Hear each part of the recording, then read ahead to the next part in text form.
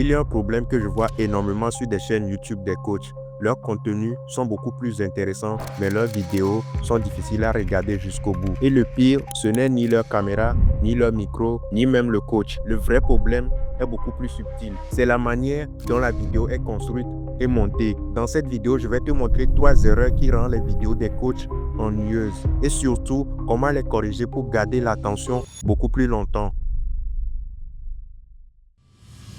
Si tu es coach ou entrepreneur et que tu crées du contenu sur YouTube, tu veux sûrement faire une chose, transmettre de la valeur. Tu veux expliquer des concepts, donner des conseils, partager ton expérience. Tout ça, c'est très bien, mais il y a un problème. Beaucoup de coachs créent leur contenu sur YouTube comme s'ils donnaient un cours. Et sur YouTube, ce format fonctionne très mal parce que sur YouTube, il y a un règle très simple que beaucoup de créateurs découvrent trop tard. L'attention du spectateur est extrêmement fragile et il suffit parfois quelques secondes sans stimulation pour que quelqu'un quitte la vidéo. Et c'est exactement là que la première erreur apparaît.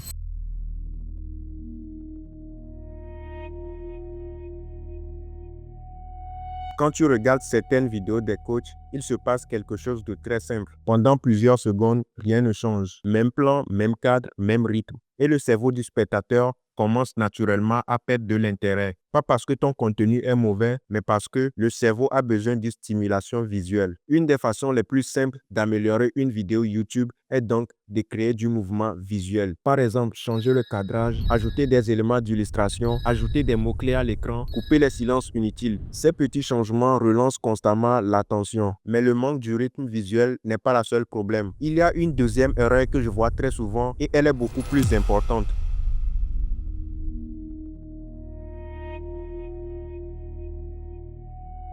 Beaucoup de vidéos des coachs suivent une structure très simple. Point numéro 1, point numéro 2, point numéro 3. C'est très logique, mais sur YouTube, ce format crée souvent un problème. Il n'y a aucune curiosité dans la vidéo. Les vidéos qui retiennent souvent l'attention créent la curiosité pendant la vidéo. Par exemple, annoncer une idée importante qui arrive plus tard, poser une question, raconter une situation réelle. Cela donne au spectateur une raison de rester. Mais il y a une troisième erreur et celle-ci est encore plus subtile. Elle ne concerne pas seulement le montage, elle concerne la manière dont le contenu est présenté.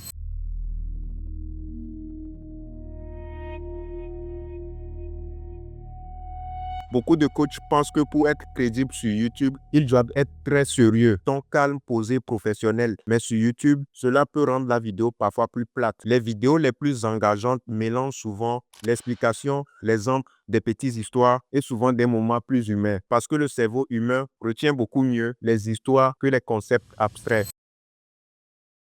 Donc, si tu veux améliorer tes vidéos en tant que coach, premièrement, crée du rythme visuel. Deuxièmement, introduis de la curiosité dans ta structure. Troisièmement, rends ton contenu plus vivant avec des histoires ou des situations réelles. Ton expertise est probablement déjà bon, mais parfois, ce n'est pas le contenu qui doit changer. C'est la manière dont il est présenté et monté. Et quand ces deux choses fonctionnent ensemble, les gens restent beaucoup plus longtemps sur tes vidéos. Si tu as aimé ce contenu, n'hésite pas à t'abonner. Et si tu viens de me découvrir, moi c'est Victor, je suis monteur vidéo. Et si tu veux voir comment je travaille avec mes clients, tu peux visiter ma page Instagram. Le lien est juste dans la bio.